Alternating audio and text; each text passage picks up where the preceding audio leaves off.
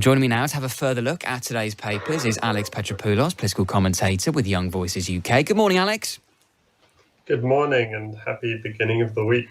Indeed. Let's start with this issue about small boats, because Trevor Phillips has a comment piece in the Times this morning saying that migrants will continue to put their lives in danger to cross the Channel as long as they see the reward being worth the risk. He says you either have to make living in the UK less attractive, and he says, for example, by getting the Treasury to start taxing money sent home to families, or we need to look again at the money we spend on foreign aid to make life better for people in their own countries. What do you make of his argument? I think that at the heart of it, the idea that migrants come here to make a better lives for themselves and for better lives for others is true. I think the way he approaches how we should change that is perhaps a bit off. At the end of the day, money being sent back home to countries is actually probably one of the most effective ways we have of making lives better back home. If you're presented with the choice between, say, handing out money to a charity, you don't know how they're spending that money, you're going to lose a substantial portion of that funding to administration and to advertising, things that at the end of the day are wasteful, when in fact you could just be doing, essentially a direct cash transfer between people. And that is what money being sent home does at the end of the day. But beyond cash transfers and beyond sort of focusing at why making the UK less attractive or making other countries more attractive, we really just have to move beyond. We have to really frame this issue correctly and say, how can we actually deal with the crisis currently? We shouldn't be saying, how do we stop people arriving? We have to really focus on how do we handle the ones that do arrive. Meanwhile, also in the Times this morning, Alex, there's a warning from Blue Wall Tory MPs to the Prime Minister Rishi Sunak not to ditch net zero. Now, of course, the blue wall is the flip side of the red wall. These are traditional Conservative seats, maybe where the main opposition is the Liberal Democrat, potentially some of the seats that David Cameron won from the Lib Dems in 2015. If you were Rishi Sunak, would you stick or twist on net zero?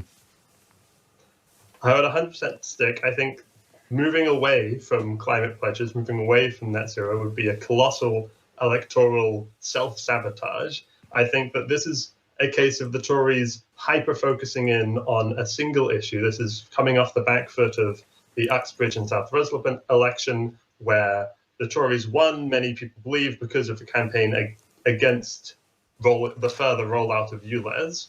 I think that was a hyper-local issue, and the Tories really should be wary of extrapolating from a very small amount of data and saying, well, clearly the country doesn't care about climate change. The country does care about climate change. This is an issue that has been polled many, many times. This is an issue that British voters feel very strongly about. And importantly, we've shown that this doesn't have to be a trade-off between growth and climate. There doesn't have to be a lose-lose situation. It can be a win-win situation.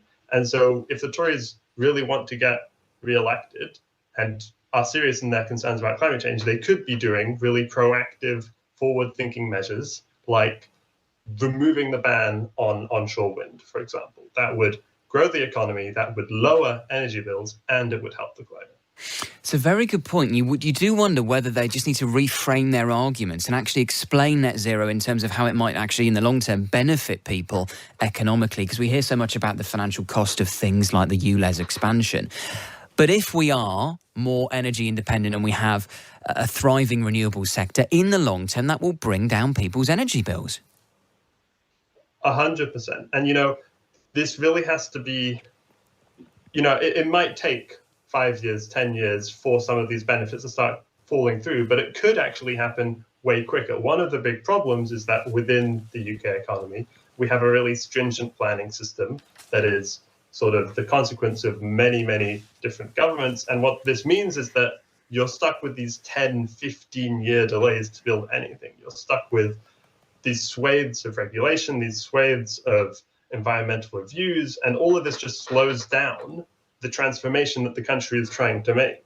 So the Tories really could be doubling down on going faster, going harder, building, and actually starting and stepping forward in this race towards cleaner energy and a better climate.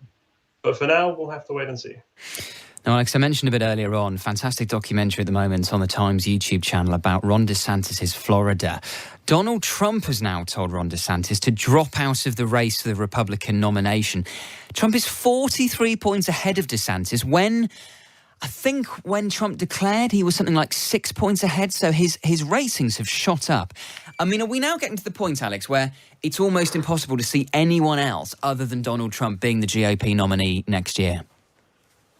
It certainly looks like that, and it is quite remarkable how quickly Ron DeSantis has almost self-imploded his own campaign. He went from what was seen as a serious contender to actually, once we start looking a bit under the hood, people started saying, oh, this guy maybe doesn't have what it takes. And what was almost more shocking and more self-sabotaging is then Ron DeSantis pivoted even further to the right and placed himself as this even further extreme candidate to Trump.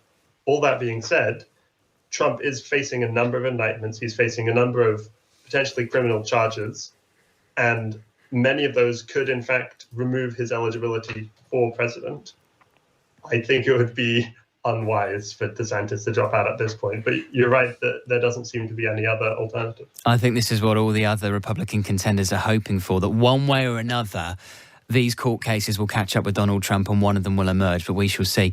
Just finally, Alex, are you a fan of a takeaway pint? Pubs are going to be allowed to continue selling takeaway pints after the government decided to keep pandemic-era licensing rules.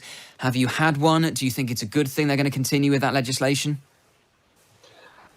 I have to say, I haven't had one in the UK, but I have had one abroad in many other countries. And for many other countries, this is just seen as a normal thing. So I think this is absolutely a win for young people, especially, who are some of those most hard hit by COVID. And so this is almost a nice gesture. I think there's a lot more that could be done. I think we definitely could be looking towards really embracing and expanding how we approach nightlife and how we approach people enjoying their evenings.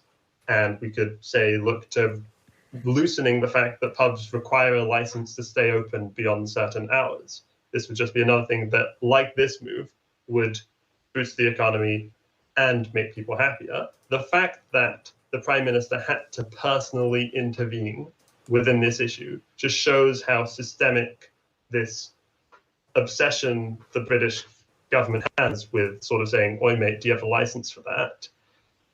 With regards to people just wanting to enjoy their evenings. And that is quite worrying. Alex, really appreciate your time. Great to chat. Thank you so much. Alex Petropoulos, political commentator with Young Voices UK, with a look at this morning's papers. You're listening